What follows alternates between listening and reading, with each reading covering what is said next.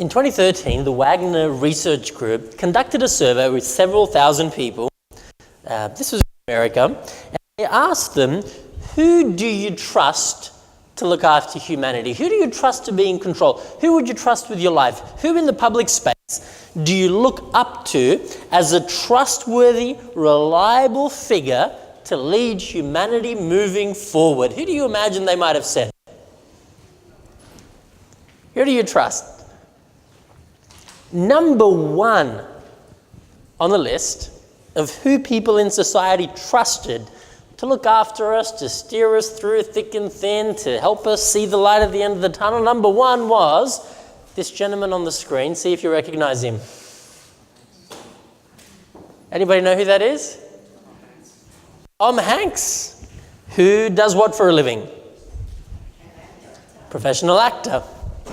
For a living, he pretends to be someone else. That's who we trust. Number two on the list? Does anyone know who that is? Sandra Bullock, number two on the list. Number three on the list. The top three people that society trusts to steer us through, that society sees as credible people, as those who have the integrity and the moral compass to help us through thick and thin, the top three are actors. In fact, 7 out of the top 10 that people said they trusted are movie actors. What did that tell you about the state, the mental state of the society around us? The people we trust most are those who can do amazing things. They can hang off skyscrapers, they can ride motorcycles while talking on their phone and holding a cup of warm tea without spilling it. They can walk and run and fly, jump off airplanes as they're mid-air. They can scale incredible cliffs without slipping, without ropes, without safety nets. These are the people that society claims have the capacity to do amazing things for us. Why? If they can do it in the movies, why can't they do it in real life?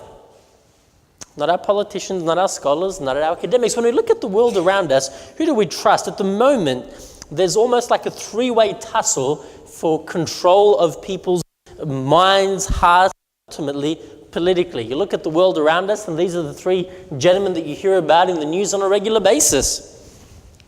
Putin, Trump, and Xi Jinping from China. Who is going to steer the world moving forward? Who's going to ultimately come out victorious? Who's going to win? And who do we trust to give us the kind of community, the kind of society, the kind of world that we want our children and our grandchildren to grow up in, closer to home?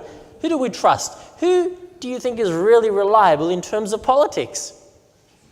You know, there was a time where when someone had a concussion or went to a hospital quite unwell and, they passed out, when they came to, the nurses or the doctors would say, wake up, wake up. How many fingers am I holding up? 3 fingers, good. And the next question they asked was, who is the Prime Minister of Australia? Why did they ask that question? To see if you still had your memory. They don't ask that question anymore. You know why? Because not even the medical staff are sure who the Prime Minister of Australia is anymore.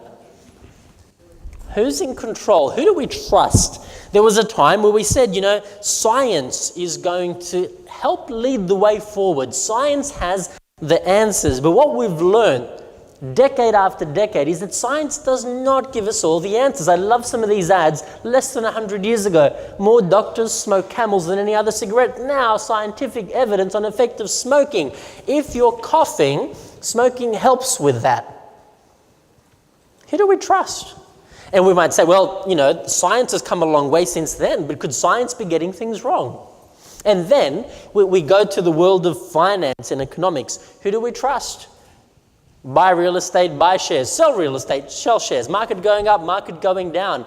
If someone really knew what was going on, they'd make a lot of people very wealthy. But who can we really trust? What stability do we have to know that someone is in control, that someone knows what's happening? Who can we really trust? And more importantly, aside from finances and science and politics, in our lives when we go through difficult things, when we go through trials, through discouraging times, when it feels like we're on our own on a dead-end road, unsure of what to do next, when it feels like we're drowning, we're sinking and there's nobody to help, how can we have any sort of assurance that someone does know what's going on, that someone is in control, that there is an answer to the questions, to the doubts, to the struggles that we go through?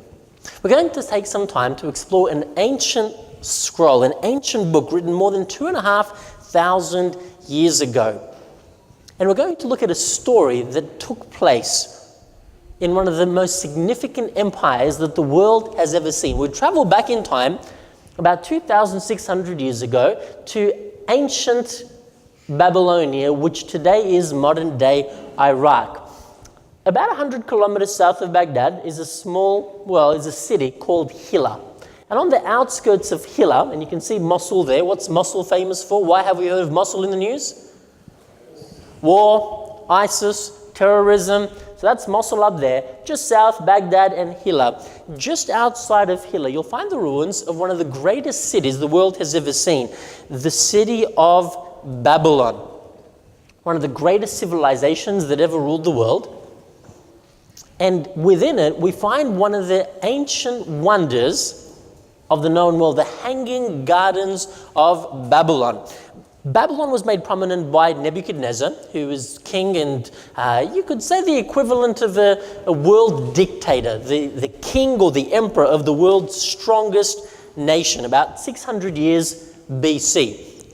Nebuchadnezzar marries a beloved Persian queen, Amytis. He brings her from Persia. Persia is up in the mountains, lush green vegetation, beautiful scenery. It's like traveling to the Alps or to the Blue Mountains or to the Grampians, somewhere that you just want to sort of, go out on a hike and camp. And he brings her to Babylon, which is basically in a desert plain. She leaves the green lush mountains for the desert, and within a few months of moving to Babylon, she's pretty depressed. It's sad. She doesn't see flowers. There are no mountains. There's just one big river, but that's about it. And so what does Nebuchadnezzar do? He's the strongest, wealthiest, mightiest man on earth. He says, well, I don't want to move to Persia, but what we can do is move Persia to Babylon. And he essentially builds the Hanging Gardens of Babylon, these massive stepped pyramids up to 10, 12 stories high, and each level has flowers and plants and animals from different parts of the world. Truly an amazing spectacle. Every evening, he'd take his wife and go out on one of these terraces and, pat themselves on the shoulder and say, what an amazing Babylon we have. This is truly a sight to behold. One night, Nebuchadnezzar's asleep, and he has a nightmare that significantly troubles and disturbs him. Now, we read the rest of the story from a young man by the name of Daniel, who records what took place next. Who was Daniel?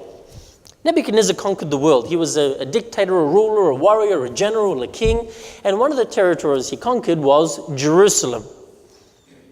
What Nebuchadnezzar and other kings in those times would do when they conquered an area is usually they would kill the people they didn't need, and they would take a number of people as servants and slaves. The slaves would be sold off and they would bring money in for the kingdom, and they would take often young children of royal blood, the nobility, and they would take these children and bring them into the service of the king. Why? Well, these children usually had better benefits. They were often better educated or educated. They knew how to read and write. They had the capacity to be of use. And then they would basically make these children as secretaries and associates and slaves, but prominent slaves that served the king. They would become academics and scholars and all sorts of other things. Daniel is a young man from Jerusalem, taken from his family, killed before his eyes at the age of 12 to Babylon, where he becomes a slave, essentially, to the royal court of Nebuchadnezzar. In Daniel chapter 2, and thank you, Samuel, for reading that for us earlier. In Daniel chapter 2, we start to read the story that Daniel recounts about this incident. In the second year of his reign, Nebuchadnezzar had dreams. His mind was troubled, and he could not sleep. Now, when you and I have a bad dream, what do we usually put it down to? Why do we have bad dreams? You probably ate too much the night before, right? you might be stressed about something and it's still on your mind when you fall asleep, and, it translates from, worry to nightmare. But when you're the king of the world, basically, you have a bad dream, and in those times, they believed dreams had spiritual or divine significance. So you don't just say, I shouldn't have eaten that much, and, go back to sleep. What he does is he basically says, chop, chop, and he calls Parliament. The Minister of Trade, the Minister of Employment, the Minister of Infrastructure, the scholars, the academics, the guys with PhDs and lots of other letters after their name. He calls them in for an audience. So the king summoned the magicians, the enchanters, the sorcerers, the astrologers. These are all his clever, wise people, his parliamentarians, to tell him what he had dreamed. Now, interestingly, notice what it says, to tell him what he had dreamed. Notice it doesn't say what he meant, but no, what he had dreamed. When they came in and stood before the king, he said to them, I have had a dream that troubles me, and I want to know what it means. How do they reply? May the king live forever. Tell your servants the dream and we will interpret it. You see, these people are employed to give the king wisdom, to give him advice. Often the king has dreams and he will tell them the dream in the morning. I dreamt about a flower coming out of a rock, and these wise men, the magicians, the astrologers, all these PhD guys, would say something like this without fail. Every time the king had a dream, they would say, it means that if you go to war, you will conquer and be victorious. Do you think that's what kings wanted to hear? All the time, that's all they wanted to hear. So every time he has a dream, the magicians say, you'll be victorious, go to war. Now, two things could happen if the king went to war, right? What would usually happen? He either won, and when he won and came home, who would he reward? The magicians, because they predicted and they told him to go to war. These guys are really clever. They knew exactly what was coming. Or the other thing that usually happened is wars in those times were not nice civil affairs where you'd do an arm wrestle and, everyone would go home. The other option that would happen is the king would die in battle, in which case there was nobody to go home and tell the magicians off, right? And so these magicians had a really good job, because every time they interpreted something, they either got it right or got away with it. If they got it right, they would be made extremely wealthy. If they got it wrong, well, the king was dead anyway, and, bad luck, he must have made a mistake somewhere. The king finally thinks to himself, you know what? That's not good enough. There's a problem with his dream. He's forgotten what the dream was. It bothered him, it troubled him, but he doesn't remember what the dream was about. And now he wants to know how supernatural these magicians really are. This is what I have firmly decided, says the king. If you did not tell me what my dream was and interpret it. So A, what did I dream again? And B, what did it mean? If you don't do that, I will have you cut into pieces and your house turned into piles of rubble. That's a nice way to start your day, isn't it?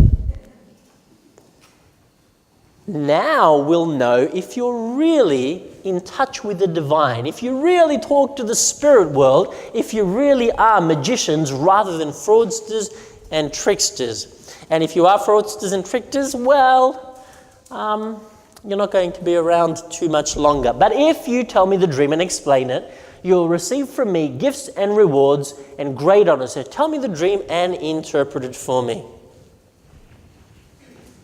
Anybody can make up an interpretation for a dream. But how on earth are you supposed to tell the king what it means? Not what it means, but what you dreamt. You can't read people's thoughts. And these guys, they're worried. They're about to make up an answer, but they know if they get it wrong, well, they confirm that. The king sends out the executioner to round up all the clever people, all the wise men, the astrologers, the magicians, the professors, the members of parliament, and basically execute him. He's had enough. He's been paying their salary year in, year out, and they're good for nothing. One of these wise men is this young man that we talked about earlier, Daniel. He was taken as a slave as a 12, 13-year-old boy. He's brought to Babylon, and now he's a servant to the king, one of the wise men, one of the guys with a PhD. He wasn't at the initial meeting because he wasn't that high of a ranking official to be called every time the king had a dream, but he's still part of the class of wise men. So the executioner comes and says, look, it's time to say goodbye to your loved ones and depart from this life. Daniel says, you know what? let me see the king? And he asks the king for just another day or two. Just give me a little bit of time and I'm going to help you with your dilemma. And Daniel does what all of us can do when there are no human solutions to the problems we face. And what's that? He prays. He gets his 3 closest friends, also young Jewish men who were taken as servants with him, and they pray that night. And they have such trust in God that they don't just pray, but they fall asleep. If someone is about to execute you the next day, how would you like to spend your last 12 hours alive? Well, you want to be asleep. You want to be well rested for the event, right? Of course not. If it was me, you know what I'd be doing? I'd be thinking of escape plans, right?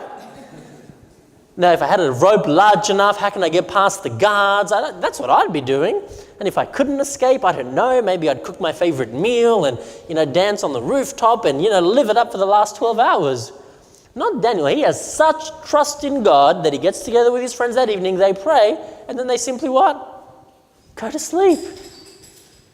They know there is a God in heaven. They know they can trust him. Daniel is asleep that night, and true to his faith, he has a dream. The same dream the king had, and an interpretation for that dream. The next morning he wakes up, and I imagine he's so confident in God that he doesn't rush to the king's palace. You know what he probably did first? He had breakfast, right? You've got to start the day with a good, balanced meal. And he has breakfast, and then he saunters over to the king's palace, like as if, there's nothing wrong in the universe. And he says to the king, "Oh, king, live forever. Oh, yeah, you know about that problem you had? Yep.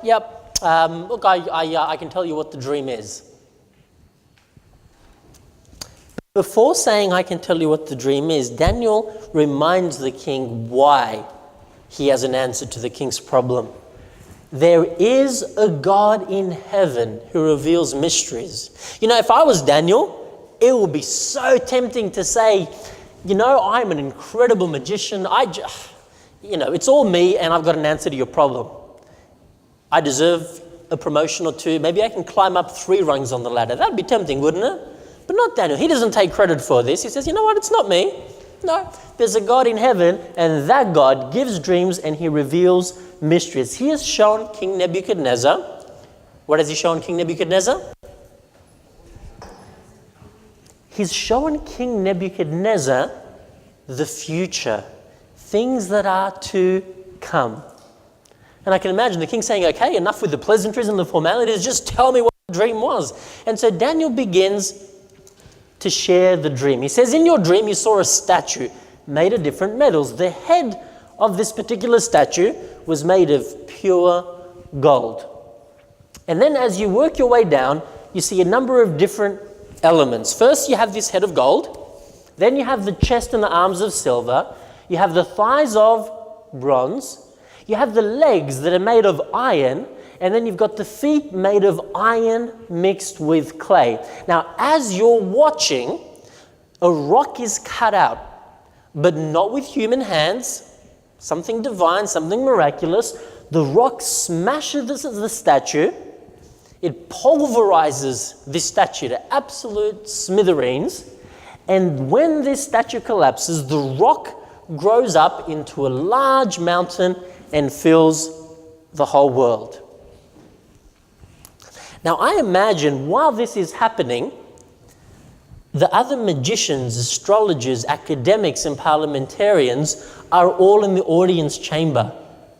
How do you think they're feeling right about now? They're all about to be executed. Daniel just claims to have had the same dream and to have told the king the dream, and they're waiting with bated breath. Was that the dream? How is the king going to react? Is the king going to acknowledge that that was the dream? They don't have to wait much longer because the king's too excited. He doesn't have time to celebrate that one of his academics actually did their job. I mean, they're supposed to do their job, right? Okay, so that's the dream, but what does it mean? You can see all the academics, all the astrologers, magicians, they don't care what it means. They just care that their life is spared. Daniel can make up whatever he wants now. But Daniel doesn't make things up. He begins to explain to the king the interpretation that God gave him about this dream. What does this dream that's so significant, given to the most powerful man alive on earth at the time, what does it mean? Daniel begins the interpretation. Your Majesty, you are the King of Kings. You are that head of gold. And Daniel begins to unveil an interpretation for this dream. Each metal in this statue represents different kingdoms or world empires, beginning with a head of gold represented by Babylon and Nebuchadnezzar's kingdom. That's you. I can imagine Nebuchadnezzar feeling pretty happy about that. Oh, good. You know, I'm at the top. I'm made of gold. That represents me. This is a good dream. Babylon was literally the world's superpower between 605 to 539 BC. To put it in context, what is the world's only single superpower today? What's the only superpower politically in the world? Now, we might say, if you believe everything in the news, that, you know, maybe it's Russia, maybe China, maybe America, maybe Europe, and then you start to look at defense budget spending, how much money countries spend on weapons. And if you look at America, it spends more than the next 20 countries combined, including China and Russia and France and Germany and Spain and Italy and Tasmania. Right? So truly there is only one superpower, and Babylon was the superpower in its heyday. This was its direct controlled territory, and it ruled beyond through governors and taxation and armies. It ruled the world from about 605 to 539 BC.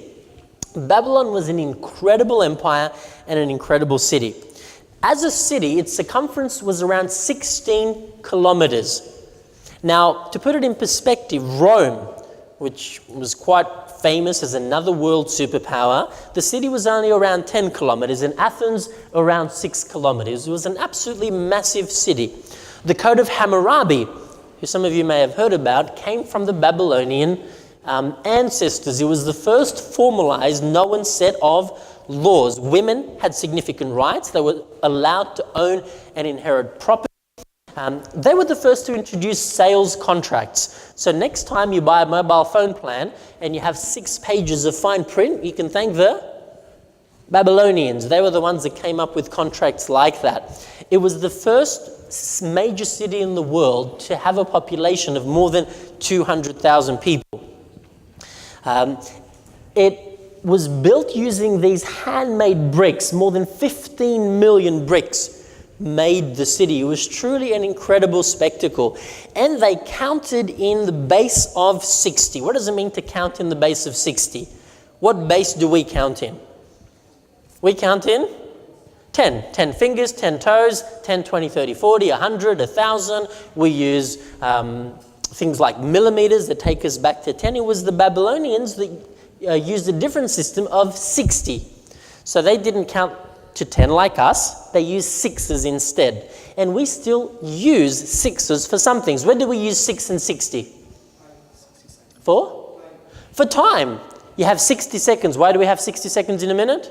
Because of the Babylonians. 60 minutes in an hour because of the Babylonians. They were some of the first to create calendars based on the solar system, and they invented and used Pythagoras' theorem. For those of you that remember Pythagoras from your school days, 1,000 years before Pythagoras. The Temple of Etamanaki was one of the tallest buildings. You can see that there at an artist's impression. One of the tallest buildings in the world for thousands of years. It stood more than 90 meters high, where you could climb all the way to the top.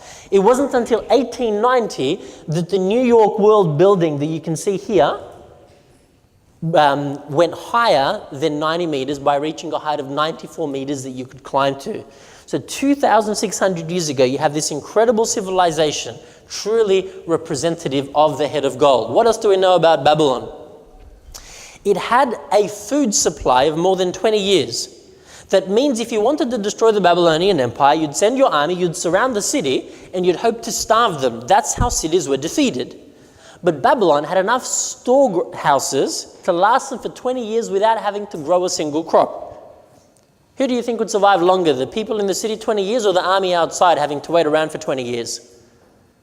Well, armies, some of the longest sieges lasted for up to about 2 years, and then the armies had enough. So they were ready for anything. Now, after 20 years, when your food ran out, what could you do? Well, remember the city was 16 kilometers in circumference. It was so big that they had farms within the city. One of the one and only ancient cities that could grow its own produce inside. So for 20 years, right, you just eat from the pantry. And when the pantry runs dry, you just start growing your own things while the army outside is waiting. But why wouldn't they break in? Why wouldn't they just climb the walls? Well, it was easier said than done. They had walls that were about 30 meters high. Now, this building up to the top here, we've got maybe around 7 meters. Times that by 4. That's how high the walls were. So if you tried to climb up, it'd take you a while, right? Forming a ladder. And what do you think the people up on top of the wall were doing while you were trying to climb up? Well, they weren't smiling and waving and cheering you on, were they? Right? They were throwing projectiles and arrows and hot oil and rocks and anything they could get their hands on. So it wasn't exactly easy to climb up. Well, what if you tried to break the walls down? Well, the walls in some places were up to 10 meters wide. They would have chariot racing on top of the walls. 2 chariots with 4 horses each running side by side, racing up on the walls. How long would it take, do you think, to break down a wall like that? It couldn't be done. And on top of that, they never ran out of water because the Euphrates River ran right through the middle of the city, which meant you always had a permanent supply of water. It was truly one of the most magnificent empires, kingdoms, and cities in the history of the world.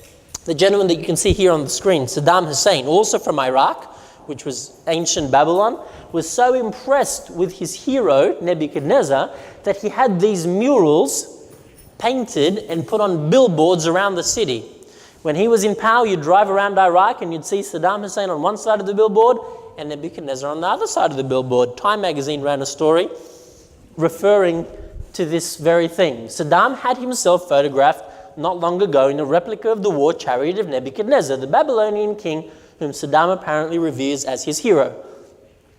Despite a bout of insanity, recounted in the book of Daniel, Nebuchadnezzar made his name in history by destroying Jerusalem in 587 BC and driving its inhabitants into 7 years of captivity. The exploits of Nebuchadnezzar had and have a profound effect on how Saddam views the world. So what I'm sharing is known history. This is not make-believe. These aren't fairy tales or children's fables. You can see here ancient ruins of Nebuchadnezzar's war, and just in the background you can see Saddam started rebuilding, trying to revive the old Babylonian capital. Now Nebuchadnezzar's pretty excited that he and his kingdom represent the head of gold, but the dream did not finish with a head of gold. The interpretation continues, after you, another kingdom will rise inferior to yours. Well, no king likes to be told that his kingdom is going to collapse. But there is a silver lining. What's the silver lining? It's inferior. Yes, there's another kingdom, but nobody's going to be as great and as amazing as you, Nebuchadnezzar. After you, another kingdom will rise inferior to yours. How were you ever to break through these incredible walls? How were you to scale them? How were you to conquer a city that had a food supply for 20 years and the ability to grow its own produce? Nebuchadnezzar, the king of Babylon, died. He left his son as ruler of the empire. Now, what happens often when you have very wealthy parents who don't have time for their children? What happens to the children? They grow up spoilt, right? Not always, but it happens. And so Nebuzaradan, the son of Nebuchadnezzar, he becomes king of Babylon, and he says to himself, I'm going to be even greater than my daddy. And he goes to war to fight off some other smaller nations on the side, and he's absolutely useless, and he loses pretty much all the battles that he starts.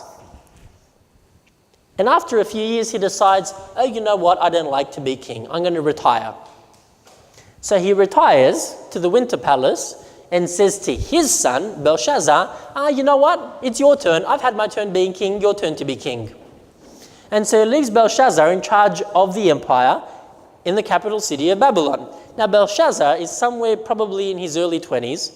He's a young man who's just been given the highest position, the most power that anybody has in the world, with enough wealth to party till he's 120. What do you think he's going to do? He's going to party till he's 120, right? And so Belshazzar goes on Facebook and says, party in Babylon. And everybody comes to the party in Babylon. And because the walls are so big and so heavily fortified, they are not worried about being attacked. While people are coming for the party, there's somebody else that comes for the party. A Persian king by the name of Cyrus. He wants to take over Babylon. He wants to be the next ruler of the world. And so everybody's come to the party, they're all inside, and Cyrus and his armies surround the city. But do you think Belshazzar is worried? No. In fact, he is so not worried that he gets upset because there are soldiers standing guard on the city walls. And having soldiers stand guard shows that you're afraid of something, right? So Belshazzar says to the soldiers, don't you trust me? Why don't you come to the party as well? So all the soldiers from the city walls come to the party too, which leaves how many people defending the city? None, because when you have walls that thick and that high, it'll take them a week just to climb them. The party's only going for 5 days. There is nobody watching the city walls. What does Cyrus do? Well, Cyrus is not about to give up. He notices that so arrogant are the Babylonians under Belshazzar that at the mouth of the river going into the city, where there's normally these large iron gates that go deep into the riverbed, the guards left them open. They were in a rush to get to the party. And plus, it's not like you could swim an army with swords and metal armor through a river, could you? It's a deep river, up to 10 meters in some places. Could you get an army through there? You couldn't. You could swim naked, but what good would that be to take over a city? It wouldn't work. You'd need armor, you need swords, you need your shields, you need your spears, you need stuff. Nobody was going to swim in. Forget about the gates. What does Cyrus do? Well, Cyrus, because everybody's partying and nobody's watching, he makes all his soldiers get out their shovels. And within a few hours, with tens of thousands of men digging, he diverts the river around the city. And instead of the river flowing through the city, it now flows on the outskirts, on the outside of the city. How many people in Babylon noticed that the river has stopped flowing? Why not? Because they're partying. They are extremely busy. The food is good, the wine is amazing. They're partying. Now that the riverbed is clear, there's no river, what does Cyrus do? Well, he basically walks on foot with his army into the city, and without a single drop of blood being shed, he takes over the city in a single night. And so the mighty Babylonian Empire is overtaken by the Medo-Persian Empire, which rules from 539 to about 331 BC. What do we know about the Persians? They were inferior to the Babylonians. The currency of choice in Babylon was what? What do you think the Babylonians made money out of? Gold. The Persians, what do you think they made their money out of? Silver, just like the prophecy suggested.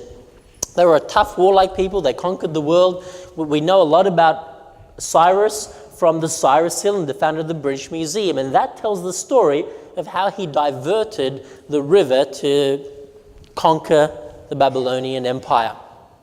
But Medo-Persia was not to last forever. Next, the third kingdom, one of bronze, will rule over the whole earth. Not as expensive, not as strong, not as important, but another kingdom will come. That next kingdom was the kingdom of the Great, the Greeks. While only a young man, literally in his late teens and early 20s, Alexander has a passion in the world, and he sets his mind to it, and basically that's what he does. He conquers the world. There's a legend, true or a good legend, that he gets to the edge of southern India there, and he says he's crying by the beach, and his general says, "Why are you crying?" And Alexander says, "There's nothing left to conquer." By the time he was 30, he had conquered the known world. He's on his way home, depending on which version you believe. He basically dies at the age of around 32. Some suggest he got so drunk that he passed out from alcohol poisoning. An interesting note about the Greeks is that they used weapons made out of bronze. That was their main metal for their currency, for their weapons. Bronze helmets, bronze spears, bronze shields, bronze swords. But the Greek Empire didn't last forever. Finally, there will be a fourth kingdom strong as iron. The Greeks were conquered by none other than the Romans. Caesars like Julius and Augustus and others conquered the world and ruled for probably around the longest time of any superpower. About 600-700 years. One of the interesting things about the Romans is that they discovered a very good refining process for iron, which made it very cheap and very accessible, which gave them iron shields, iron spears, iron helmets, which allowed them to have military supremacy because iron is stronger than the bronze weapons of the Greeks. So the Romans ruled the world. There's an interesting description from a historian, Edward Gibbon. He wasn't a Christian, he wasn't a Bible supporter, but as he writes history, he notices something really interesting. Look at what he wrote. The images of gold, silver, or brass that might serve to represent the nations and their kings were successively broken by the iron monarchy of Rome. Now this man, this historian, is not reading the Bible, but what does he say? He describes these kingdoms exactly the same way that we find in the book of Daniel. It doesn't finish there. Just as you saw that the feet and toes were partly of baked clay and partly of iron, so this will be a divided kingdom, yet it will have some of the strength of iron in it, even as you saw iron mixed with clay. The Roman Empire began to crumble. Why did the Roman Empire fall? Was it because a stronger empire came and conquered them? If you read a bit of Roman history, you discover that Rome collapsed in on itself. It became proud, arrogant, luxurious, and basically just couldn't keep it together anymore. And smaller nations start to eat away at different borders. The Romans, of course, blamed it on the barbarians, but the barbarians weren't the main problem. These tribes came, Rome disintegrated into roughly 10 major kingdoms. Now, some people say, well, that's only a small portion of the world. You can't really say the world is divided. But if you look at history, this portion of the world controlled history for largely much of the last 2,000 years, with a few exceptions. This was the seat or the capital of the known world that explored, that conquered, that ruled. Rome fell, and since then, according to the prophecy, there wouldn't be another superpower to conquer. There would be mixed. Some nations strong, some nations weak. And that's exactly what we've seen throughout history. Even today, while America is a dominant superpower, it can't claim to rule the world the same way the Romans did, the Greeks, the Medo-Persians, and the Babylonians. So let's just do a quick recap. The head of gold represents Babylon. The chest and arms of silver represent the Medo-Persian Empire. The thighs of bronze, Alexander and the Greek Empire. The feet of iron, Rome, and the toes of iron mixed with clay, and not exactly a winning combination. It represented, well, what the territory of Europe, but really a divided world. There would not be another superpower again. Just as you saw, the Bible reminds us, just as you saw the iron mixed with baked clay, so the people will be a mixture and will not remain united any more than iron mixes with clay. Now, have there been people that have tried to prove God wrong, or at least ignore what God said and try to reunite the world again? Well, there have been lots. If you go in the 8th century, Charlemagne, one of the kings in what today is modern-day France, tried to conquer the world. He was going to be the next emperor of the world, but he failed. You've got Charles V in the 6th century, the Spanish/German emperor. He was going to conquer the world, but he failed. God said the world would never be united again. People tried, and they failed. Closer to home, who's the man on the screen? Napoleon. What was his dream? He was going to take over the world. He was going to unify Europe and then control the rest of the world. And then someone in the last 100 years, we've got Hitler. What was his aim? One people, one empire, one leader. What was Napoleon's aim? One Europe, one currency, one language, one government over all of Europe. Why Europe? Because Europe literally controlled the world at the time. If you controlled Europe, you controlled the world. Napoleon wasn't really a believer in God, but at the end of his days, when he was exiled away from France on the island of Elba, he wrote the following in his journal: God Almighty is too much for me. God said the nations would never unite under a single superpower again, and nobody has since been able to unify them. And it wasn't just through war. Napoleon married Marie-Louise of Austria, and he hoped by marrying the princess from another nation together, they would basically unite the world. Now, when Napoleon lost the war and essentially control of the world, who defeated him? His father-in-law. So even marriage was not able to unite the world. If you travel to Hillerød in Denmark, this amazing palace there, it's called Frederiksborg Palace near Lake Ørsum there. As you walk through the main gates, the main doors of this palace going into the largest audience chamber there, on the main gates there, you'll find an incredible painting that shows the family tree of Queen Victoria. What is a mural of Queen Victoria's family tree doing in Denmark? An English queen having her family tree on a Danish palace. Well, you know, it wasn't just women, just men who tried to conquer the world. There were women who had the same aspirations. And how was Queen Victoria going to try to take over the world? She had lots of children. And what did she do with each one of those children? Do you think they were allowed to marry for love? Each one of those children were married off into the royal families of other European nations. What was she hoping to do? If they're all brothers and sisters, essentially who's controlling the world? Well, the British throne. Little did she know that brothers and sisters don't always get along.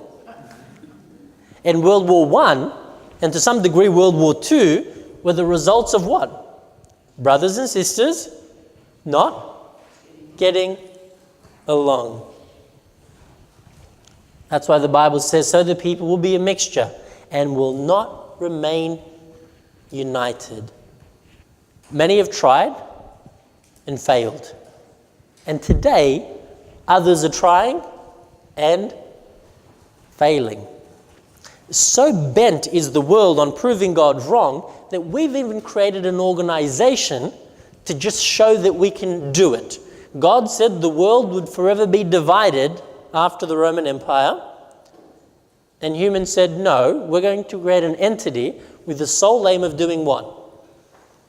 Instead of divided nations, we're going to have United Nations. What's the agenda and the scope and the purpose of the United Nations? Well, it's in the name, isn't it? To unite the nations, to come together under one umbrella, one world empire, one global economy, one global leadership, and try, meeting after meeting. Is the world more united now than it was 70, 80 years ago when the United Nations was formed? Are we getting closer to harmony and peace on earth? The United Nations motto is peace one day. God said there would never be a united world again until what happens? Right at the end, there's a rock cut out, not by human hands, a rock cut out with human intervention that smashes the statue, smashes the toes, and that statue is pulverized. While you were watching, a rock was cut out, but not by human hands. It struck the statue on its feet of iron and clay and smashed them. But the rock that struck the statue became a huge mountain and filled the whole earth. After this divided world, what is the next empire? Well, it's the empire of The Rock, according to the Bible. But it's not The Rock from Hollywood. As much as we trust actors, they simply cannot solve the world's problems. In the time of those kings, the God of heaven will set up a kingdom that will never be destroyed. The final kingdom is not an American one or a Chinese one or a Russian one or a German one. It's not even an Australian one. The Bible says it's going to be a divine kingdom. God will put an end to the pain and sorrow of suffering of earth, and he will establish a kingdom not like these human kingdoms based on selfishness, but one based on absolute selflessness. This prophecy was written 2,600 years ago. And it got the details right with 100% accuracy. If I had to ask you now to predict what the world's superpower would be in 100 years, how confident would you be of your prediction? America's pretty strong right now. You could take a gamble and say, it could be America. And you know what? Your chances aren't bad, are they?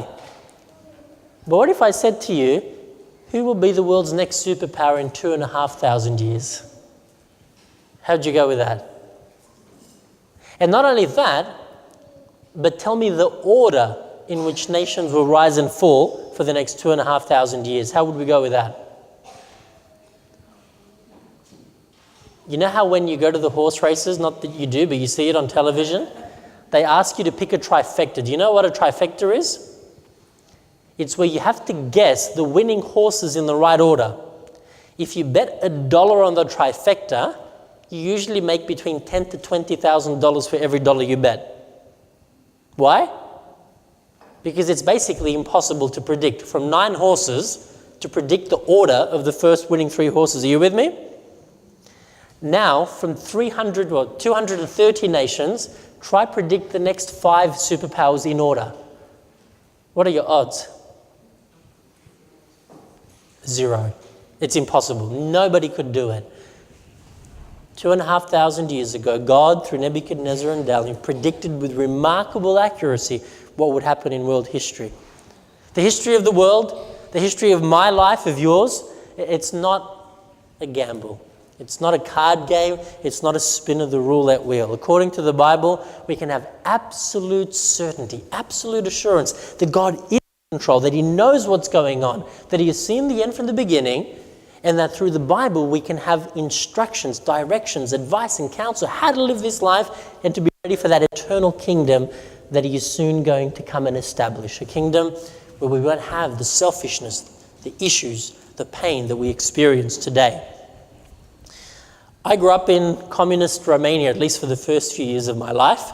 And communism is interesting. People who have never lived in communism read about communism in philosophical books, and they think it's an absolutely amazing thing. If you go to university campuses, even in Australia, and I've been to quite a few, you find tables there of students that are encouraging other students to join the communist club, right?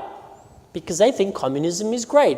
What is communism about? Everybody equal, peace on earth, nobody makes more, nobody makes less, everybody has access to food. But then you ask someone who's lived in a communist country, and what do they tell you about communism? It's the closest thing to hell on earth. I grew up in communist Romania, and it was not heaven on earth. It was not a good place. The dictator there, Ceausescu, was, if you want to use nice words to describe him, probably the nicest word I can think of is monster. Right? There are a lot worse words, but monster is probably as nice as he would get. He was someone who caused incredible damage and harm to people of faith, to anybody, while enriching himself and his family. When I was about 4 or so, my parents decided that they didn't want to raise us in a country ruled by a brutal dictator. And so they decided to escape. My father's here, and if you want to hear more about the story, over lunch, ask him. Fascinating stories about their escapades and how they made it across the border. Several days hike through the mountains, rivers, across fences and close to guard posts. It was definitely not a walk in the park. So they escaped Romania, and they left my sister and I with my grandmother to look after us. They escaped and they said, we're going to a better land, and one day we're going to come back and take you to a better place. While we were there, every now and again, they were able to send through money. And I remember my auntie bought us something on the black market. How many of you understand the concept of a black market?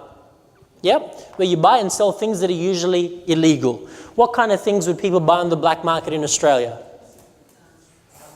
Guns, drugs, things that are usually not good for society. My auntie managed to make it to a black market in Romania, and with some money that Mum and Dad sent, she went and bought something that we had never seen in our lives. We'd heard about it, we'd seen the description, but we'd never seen or touched or smelt oranges. Because in Romania, you weren't allowed to eat oranges because they were a fruit from the West.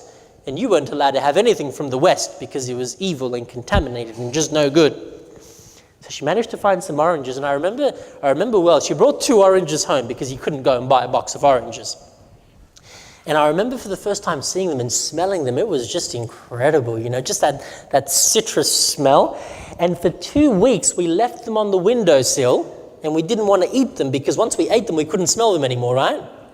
After about 2 weeks, my auntie said, you know what, I think it's time to eat them because they're wilting.